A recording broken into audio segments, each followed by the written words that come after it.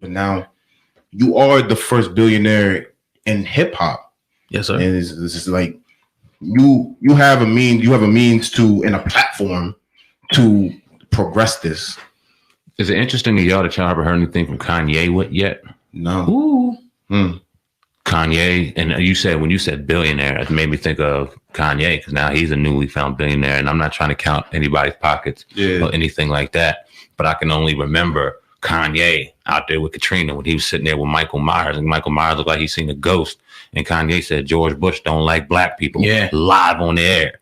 You know what I mean? He was so passionate about it, and I don't think that left him. I know he's out here supporting Donald Trump, but I don't think every black man or every black woman that supports Donald Trump is an Uncle Tom either. You'll never make me believe that. Some people have an alternative way of thinking, and I support all ways of thinking.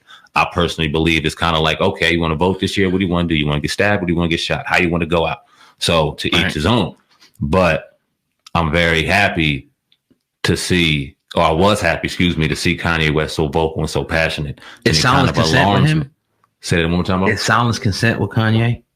Elaborate. As far as like if he's not talking about it, you think that not to say that he's for it, but if you ain't really talking about it, like what's your angle? You feel me? It alarms me, right, that Kanye in particular ain't out here going crazy. We've seen him go on Twitter rants the last year in promotion of albums. We've seen him do things in regards to interviews and why he's changed over his religion and his spirituality and why he's no longer doing secular music. When you see a cause as strong as we're seeing right now, and you talk about what a leader's doing, and we're so quick to analyze and judge every move Jay-Z makes as a black billionaire in hip hop, I think the same needs to go to Kanye West. And others. And others, you know, even below that, you know what I mean? Anybody that's in that $1 million range and that's benefiting off the culture should, and a lot of them are. If you see, you know, people are participating and, you know, they're using that influence to influence even more people underneath them. So, you know, that blackout thing, though, man, I think it could turn into something. We just need the right type of structure and leadership, I think. You know what I mean? But that's all I feel about it, man. A lot of people arguing it because it's a lot going on in today's world. Hillary Clinton's on trial. Yeah, they want to shut things down because they don't want to be a distraction. Listen, put the blackout sign in solidarity to cause what's going on. If you want to put 12 fucking posts up outside of that, put those posts up to keep people aware. You don't have to self-promote. You don't have to go, it's beautiful outside today. Great day at the fucking gym. But just put the goddamn thing up in solidarity and then go about your day. Yeah, it's a day, you know what I mean? And hopefully it'll change something, you know what I mean? And maybe it'll get bigger next time. Maybe we'll say, all right, look, we boycotting whoever. North Nike, Jordan. I don't know. You know what I mean? Just throwing something out there. Of course, black people never going to boycott Nike or Jordan, but y'all get what I'm talking about. You know what I mean? If we want some real change, we got to start thinking like that. And we're holding our dollar from people because, you know, it's corporations that allow the stuff to go down. It's corporations that aid in the oppression. Who you think is happening? You know what I mean? The police, that thing is a corporation. You know what I mean? So, yeah, man, Fraternal Order Police. But you know, change is going to come, man, either way. You know what I mean? Whether it be, you know, through riots, through protests, through legislation, through with us holding our money. We got to start somewhere and we got to continue it. I'm just looking for the black voice that's going to stand up and lead because a lot of these, I'm disappointed right now in what I see from a lot of these people, man. I'm very disappointed. Like, who's going to speak up and say something like, yo, this is what we need to do? You know, oh God, we talked about that last week, and a lot of people, I forgot what conversation we had it on, we dropped it on the podcast, and they were talking about, we don't need a leader. We all need to be leaders.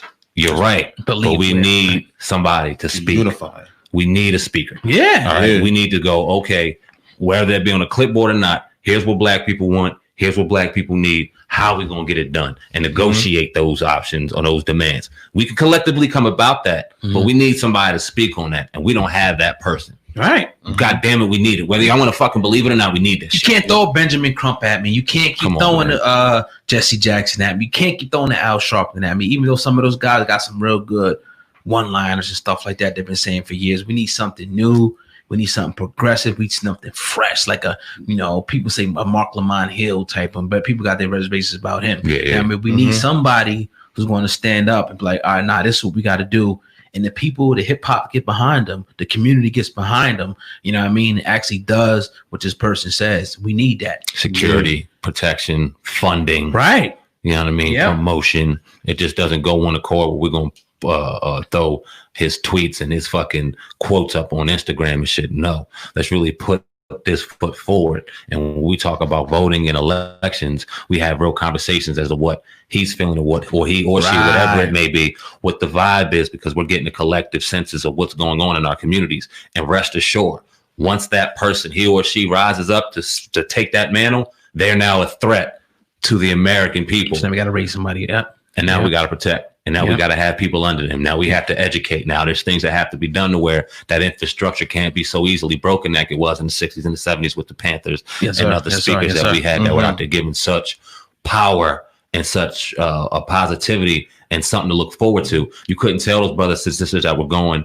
and doing what they were doing in the 60s and 70s that we still be going through this shit in 2020. They weren't out there dying and policing the police and doing what they were doing for us to go through this in 2020. So we need leadership. We need somebody that's going to actively put our agendas to the front line, and then we need to follow pursuit. We need it. Very, very, very well said, man. You know what I'm saying? Definitely. But yeah, man, Floyd Mayweather. Yeah. Floyd Mayweather is offering to pay to handle all of George Floyd's funeral expenses. I think that's one of those gestures that's very, very dope. Floyd Mayweather, somebody who's always been criticized, over and over. But, this touched people like no other. Yeah. And he said he felt as though it was important to share this because his voice has a global impact, as it does. Good man. That needs to be heard, especially during this time. Now, I know that the Floyd family had it in one location, and then I guess it got so big that they moved it to another location. Floyd has said, it's on me. Dope. Do what y'all got to do. That's awesome, man. We had criticized this man in the past for things that he's put on and his fashion choices in regards to where he's bought his clothing, Gucci in particular, and what we got going on with the Gucci protests and things like that. Yeah. But when you can put your money to where your mouth is and take care of that in a situation, you'll stand up, dude. Yeah. Point blank, period. And you put your money where your mouth is. We see you have money flashing all over day on Instagram. You're not hesitant about it. For you to come out here and to put that into a right situation, given the times right now, is dope. And you look at it, man, like, if you look at the strength of other communities, it's because they band together. Yeah. If you look at like a Chinatown, it's because they band together. The lawyer sets up, the fishermen, the doctor, they all set up, and all the people that are in that community, instead of going to the Italian market, they go to the Chinese market. And the Italians do the same thing. When they see that Italian flag up there, they go to the Italian deli. You know what I mean? The pizzeria. The Barbara. And this is what we need to start doing, is supporting, within our own, people. You know what I mean? At the end of the day, if you could find somebody, I know it's hard, support. And hopefully they do that as a business, because, that's sometimes an issue with us. But as long as one hand wash the other, that's what we need to, start doing. And we need people that's going to come and be leaders and show us this. And not always, be in it for the money, or always trying to gain something off the people, but just genuinely showing them a better way. But it starts with the families, and the families, branching out and starting a community. So we got to start somewhere, man. Powerful. And to piggyback off what you said, I was a while ago, I read somewhere that as a collective, Black people are the only people that don't put any money into their culture. Like you said, you go to a little Hong Kong, the one person comes in and makes business and gets a property for everyone. Everyone goes to them. We're the only, as the biggest demographic in America. We can one of the biggest demographics in America. Right. We control the money. Yeah. But we put the money into the wrong things. Yes, that's right. Yeah. So instead of going to a Walmart, going to a Target, why not build your own supermarket or something like that, and go in and spend your money there? Yes, sir. Well, see, the good thing is now, unlike it was 10 or 20 years ago, where we didn't live in areas where they were Black owned this or Black owned that in the 80s, maybe in the early 40s and 50s, but not damn sure not in the 80s when we started growing up. But now with the elevation of online, you got to promote those online Black businesses. Black businesses need to be savvy to what's going on. If you got a supermarket in your Black business, learn how to be able to deliver to your area. Yeah.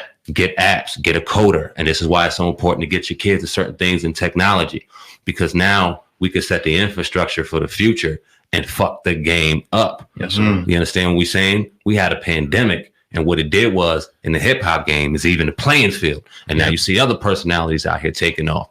We have the ability right now, like no other, to really capitalize off this shit. We need to